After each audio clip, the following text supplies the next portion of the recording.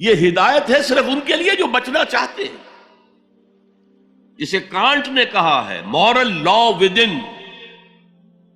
اس نے کہا کہ وجود ہستی کے دو دلیلیں ہیں سب سے بڑی. The starry heavens above and the moral law within. ہمارے اندر مورل لا ہے، یہ اچھا ہے یہ برا ہے، یہ خیر ہے یہ شر ہے، یہ مورل لا ہے اندر. جن کا یہ مورل لا فطرت کی صحت و سلامتی کی بنیاد پر برقرار ہے، جو تمیز کرتے ہیں بھلائی اور برائی میں، ان کے لیے ہدایت ہے. اولاً وہی آتے ہیں سلیم الفطرت لوگ، ابو بکر اور عثمان رضی اللہ تعالی عنہما، والذین تبعوہم بإحسان. پھر کچھ لوگ ان کے پیچھے پیچھے بھی آتے ہیں. ایک نمونہ دیکھ لیا، کچھ لوگ بڑھ رہے ہیں، یہ دوسرے درجے کے لوگ ہیں. قرآن مجید میں درجہ بندی بیان کی گئی ہے. السابقون الاولون من المہاجرین والانصار والذین تبعوہم بإحسان رضی اللہ عنہم ورضوا عنہ. تو یہ سابقون الاولون جو ہیں وہ سلیم الفطرت، وہ سلیم العقل انسان ہیں جو ان چیزوں تک پہنچ چکے ہیں. البتہ ابھی یقین کی دولت جو ہے حاصل نہیں ہوئی، اور یہی نقشہ کھینچا گیا ہے حضور کا وَوَجَدَكَ ضَالًّا فَهَدَىٰ. ضال کا ترجمہ جو ہے گمراہ بھی کر دیا جاتا ہے. ضال اسے بھی کہتے ہیں کہ کوئی شخص کسی کے عشق میں دیوانہ ہو جائے، اور ضال وہ بھی ہے جو ابھی حق کی تلاش میں سرگرداں ہے. تو جو غور و فکر غار حرا میں ہو رہا تھا، حدیث میں آتا ہے تحنسو یتحنسو فی، جا کر آپ وہاں عبادت کرتے تھے. تو وہ عبادت کیا تھی؟ کان صفت تعبدہ فی غار حرا التفکر والاعتبار. غار حرا میں آپ کی عبادت کی صفت کیا تھی؟ غور و فکر کہ کائنات کیا ہے. وہی جو سے فلسفی، جن کوسچن سے فلسفی ڈریپل کر رہا ہوتا ہے، دو دو ہاتھ کر رہا ہوتا ہے، وہی حضور اس سارے فکر کے مراحل سے گزرے ہیں اور قریب پہنچ گئے ہیں. تو دروازے پر دستک دی ہے، دروازہ کھلا ہے. وَوَجَدَكَ ضَالًّا فَهَدَىٰ. پردے اٹھا دیے اور ہدایت دے. اچھا، یہ تو آپ کے سامنے تعلق جو ہے ایمان کا عقل و فطرت کے ساتھ میں سمجھتا ہوں کہ کسی نہ کسی درجے میں واضح ہو. اب میں آپ کو اس کا سنتھسس بتاتا ہوں. یہ عقل و فطرت جو ہے اللہ کو پہچاننا کلیتاً فطرت پر مبنی ہے. انسان کی فطرت میں، اس کی روح میں اللہ کی معرفت، اللہ کی محبت موجود ہے. اس پر ظہول کے پردے پڑ گئے ہیں، تم ادھر متوجہ ہی نہیں ہوتے.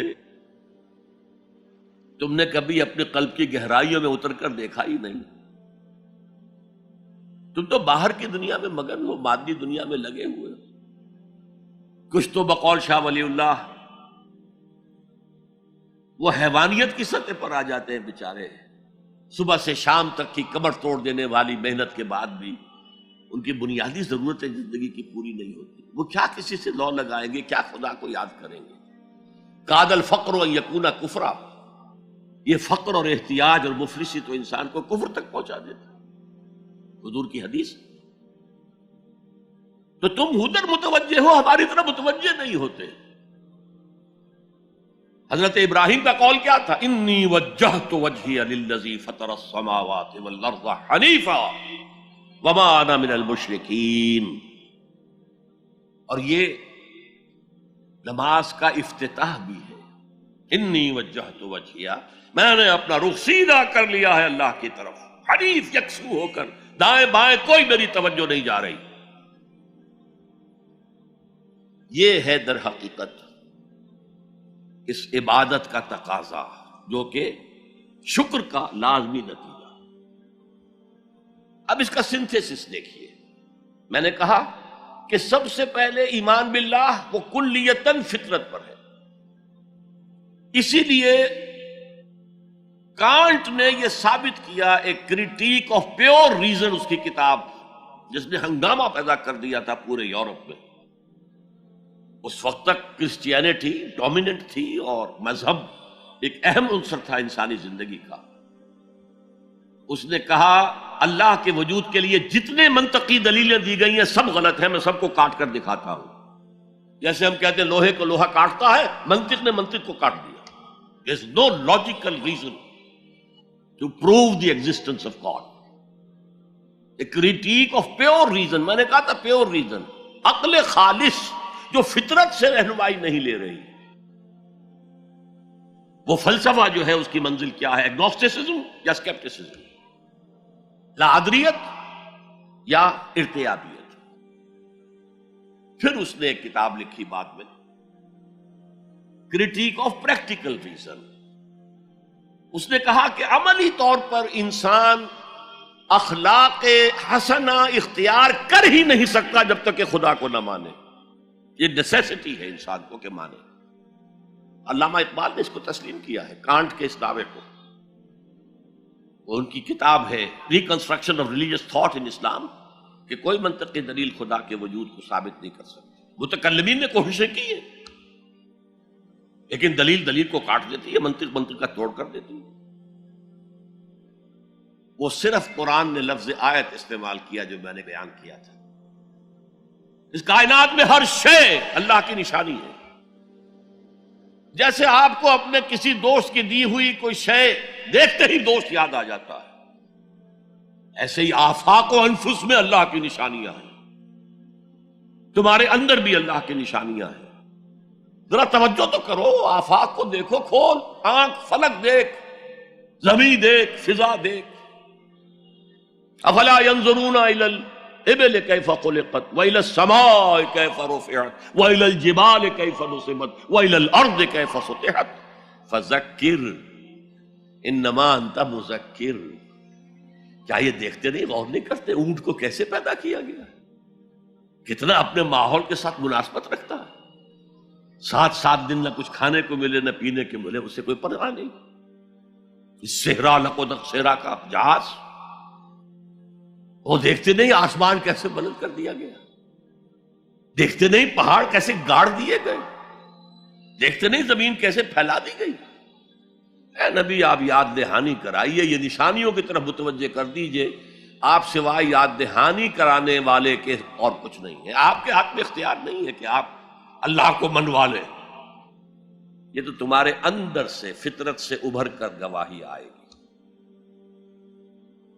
اب دیکھیے اس کے لیے آیت، جسے میں یہ قرآن مجید کی طویل آیات میں سے، جیسے آیت البر ہم نے پڑھی تھی، ان فی خلق السماوات والارض واختلاف اللیل والنہار والفلک التي تجری فی البحر بما ينفع الناس وما انزل اللہ من السماء من ماء فاحیا به الارض من بعد موتها وبث فیہا من کل دابۃ وتصریف الریاح والسحاب المسخر بین السماء والارض لآیات لقوم یعقلون۔ یقیناً آسمان اور زمین کی تخلیق میں، رات اور دن کے الٹ پھیر میں، اس کشتی یا جہاز میں کہ جو ایسا سامان لے کر چل رہی ہوتی ہے جو لوگوں کو نفع پہنچاتی ہے، اور وہ جو اللہ نے آسمان میں سے پانی اتارا اور اس سے زمین کو اس کی موت کے بعد زندہ کر دیا اور زمین میں پھیلا دیے ہر طرح کے جاندار، اور یہ ہواؤں کا چلنا اور یہ بادل جو مسخر ہے زمین و آسمان کے مابین، ان میں سے ہر ایک نشانی ہے، پہچانو۔ کیا مطلب؟ تم نے کسی مصور کی تصویر دیکھی، تعریف تصویر کی کرتے ہو یا مصور کی کرتے ہو؟ مصور کا کمال ہے، تصویر میں کیا ہے؟ ہاں وہ اپنے منہ سے بول رہی ہے، اپنی زبان حال سے اپنے بنانے اپنے مصور کی تعریف کر رہی ہے۔ تو کائنات کا ذرہ ذرہ اللہ تعالیٰ کی نشانیوں پر ہے۔ شیخ سعدی نے کہا، بڑا پیارا شعر ہے، برگ درختان سبز در نظر ہوشیار ہر ورق دفترست از معرفت کردگار۔ یہ جو سبز درختوں کے پتے ہیں، ایک نگاہ ہوشیار جو کہ ان کی حقیقت کو پہچان سکے، اس کے نزدیک ہر پتا معرفت کردگار کا ایک بہت بڑا دفتر ہے۔ اور آج ہمیں معلوم ہے ہر پتا ایک فیکٹری ہے، فوٹو سنتھسس کا عمل اس میں ہو رہا ہے، سورج کی انرجی کو جذب کیا جا رہا ہے۔ برگ درختان سبز در نظر ہوشیار، ہر ورق دفتر است از معرفت کردگار۔ تو جو آیت میں نے آپ کو سنائی اسے میں نے نام دیا ہے آیت الآیات۔ اتنی آفاقی آیات کسی اور آیت میں جمع نہیں کی گئی جتنا بڑا گلدستہ ہے یہاں۔ ان فی خلق السماوات والارض واختلاف اللیل والنہار والفلک التي تجری فی البحر بما ينفع الناس وما انزل اللہ من السماء من ماء فاحیا به الارض بعد موتها وبث فیہا من کل دابۃ وتصریف الرياح والسحاب المسخر بین السماء والارض لآیات لقوم یعقلون۔ دوسری طرف تمہارے اندر بھی ہے، سنوریہم آیاتنا فی الآفاق وفی انفسہم۔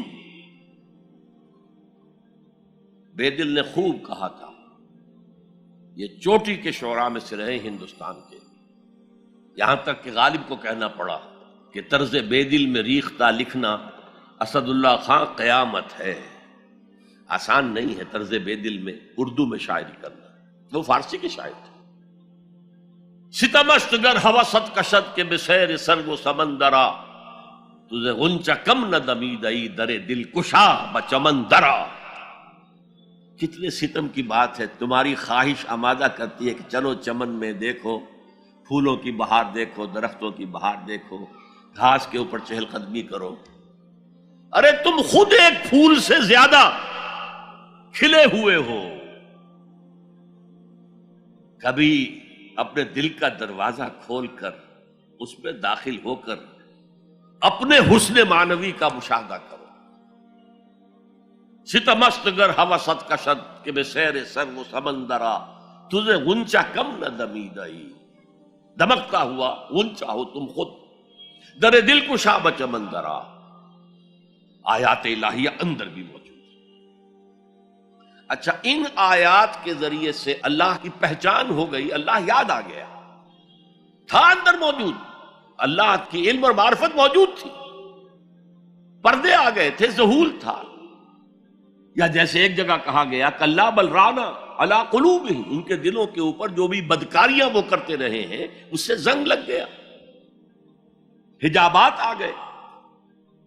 شیخ علی حجویری رحمت اللہ علیہ، جنہیں داتا گنج بخش کہا جاتا ہے، اگرچہ یہ لفظ نہیں کہنا چاہیے، انہوں نے کتاب کا نام کیا رکھا؟ کشف المحجوب۔ جو پردے میں آیا ہوا ہے، اوٹ میں آیا ہوا ہے، اسے کھولنا۔ تم اوٹ میں ہو، تمہارے اندر موجود ہے اللہ کی معرفت۔ البتہ اس کا ایک نتیجہ یہ نکلنا چاہیے، اب تمہارے لیے محبوب ترین ہستی اللہ ہو جائے۔